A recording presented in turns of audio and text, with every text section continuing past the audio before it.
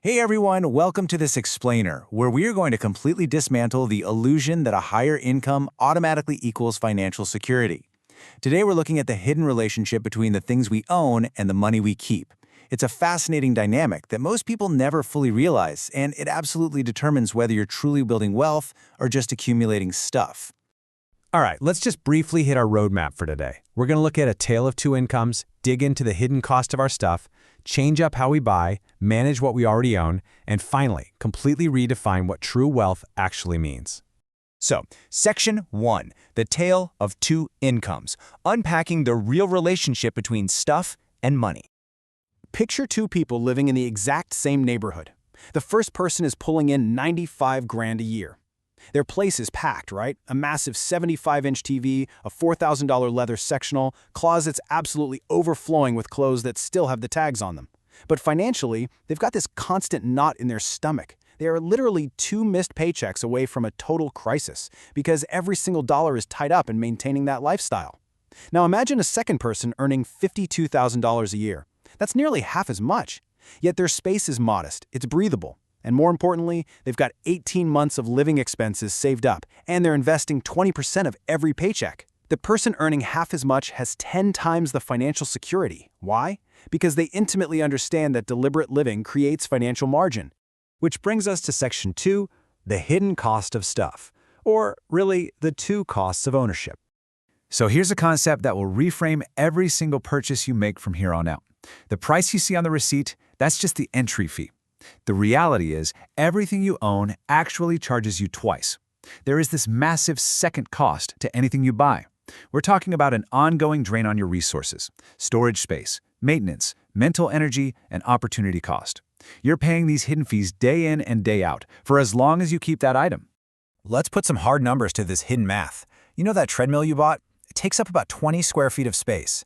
Depending on where you live, that equates to roughly $600 to $1,000 a year in implicit rent, just to store an appliance that, let's be honest, probably acts as an expensive clothes hanger. Or how about a $30,000 boat? Well, industry standards tell us maintenance is about 10% of the value, meaning it costs $3,000 a year just to sit in your driveway. Plus, researchers have actually found that visual clutter actively spikes your cortisol levels. Your excess stuff is literally stressing you out. And then there's the opportunity cost. Dropping 15 grand on a home gym setup instead of putting it into index funds, you aren't just buying a gym, you're sacrificing $50,000 of future financial freedom over the next 15 years. Just let that number sink in for a second. All right, Section 3, changing how you buy, where we lay down some rules for intentional spending. Our first actionable rule cuts right through all that marketing emotion. It's called calculating your cost per use. Think about it. A $400 jacket seems super expensive up front, right? But if you wear it 200 times, it only costs $2 a wear. Compare that to a cheap $200 impulse buy that you only wear twice. That one is actually costing you $100 per wear. The exact same logic applies to a $300 kitchen gadget you use maybe twice a year versus a $2,000 quality mattress you sleep on every single night. Cost per use is the only honest measure of value. It absolutely proves that high-quality, frequently used items are way wiser financially than cheap impulse buys. Next up, we really need to talk about environment over willpower. Look, human behavior naturally takes the path of least resistance. If you're relying entirely on willpower to avoid spending, you're going to fail eventually, especially when you're tired or stressed. You have to engineer your environment. You want to create friction for spending. So delete those shopping apps off your phone. Enforce a strict 24-hour waiting rule for anything non-essential. Remove your saved credit cards from your web browsers so you literally have to get up and go find your wallet. On the flip side, make saving incredibly easy. Set up automatic transfers to your investment accounts the exact moment you get paid. Treat your savings just like a fixed expense. Basically, make the right choice the easy choice. And here's a super practical rule to keep in your back pocket. Rent or borrow before you buy. I mean, closets, attics, and garages across the world are absolutely stuffed with dusty ski gear, abandoned camping equipment, and expensive musical instruments from bands that played exactly 2 shows. Before you go all in on a new hobby, test the waters. Renting lets you figure out if your enthusiasm is actually genuine or if it's just a fleeting phase. It's the best way to make sure your garage doesn't turn into a museum of past enthusiasms.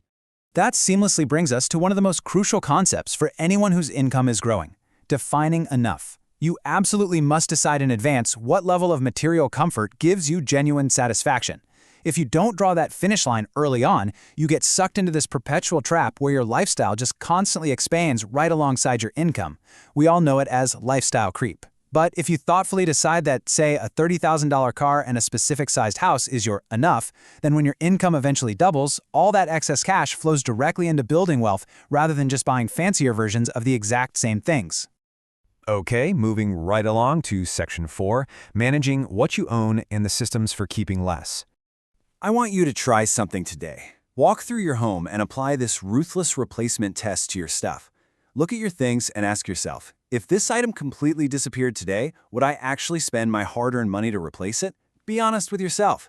Are you really going to go out and buy another fondue set? Would you repurchase those clothes you haven't worn in over a year?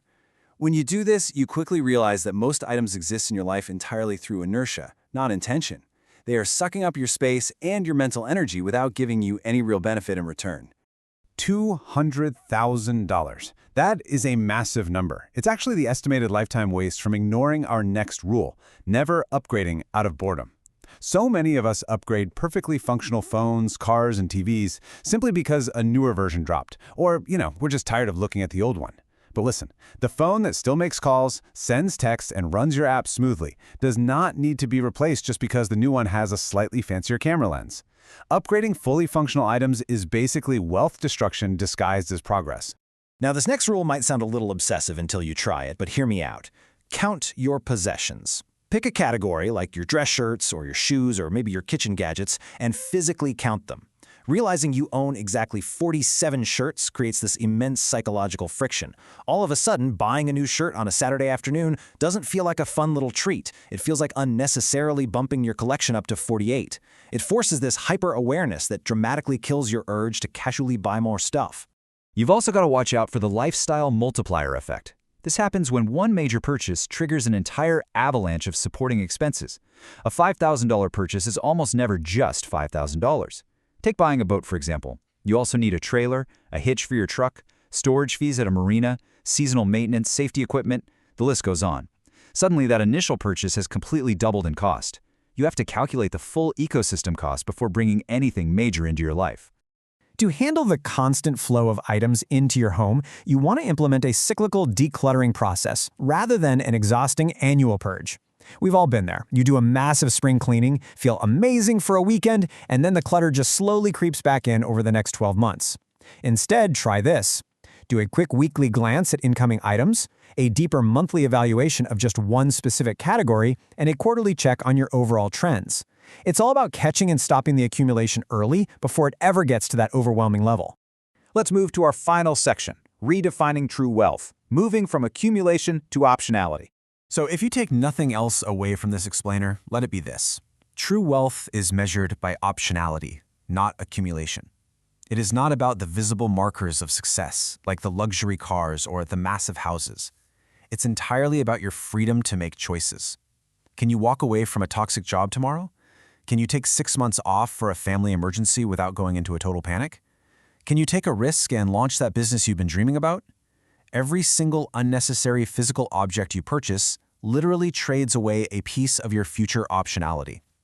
Liquid resources give you freedom and breathing room, whereas excess physical possessions just tie you down. When you start applying these minimalist money rules, you kick off this incredible virtuous cycle. Obviously, owning less means you have more money. But here's the real secret that nobody tells you. Having more money actually makes owning less feel completely natural. It's true. When you spend less, you save more. That robust bank account creates genuine financial security, and that security cures the underlying emotional insecurity that causes so much impulse spending in the first place. You no longer need stuff to feel successful or secure because your financial strength speaks for itself, and that, of course, just accelerates your saving even further.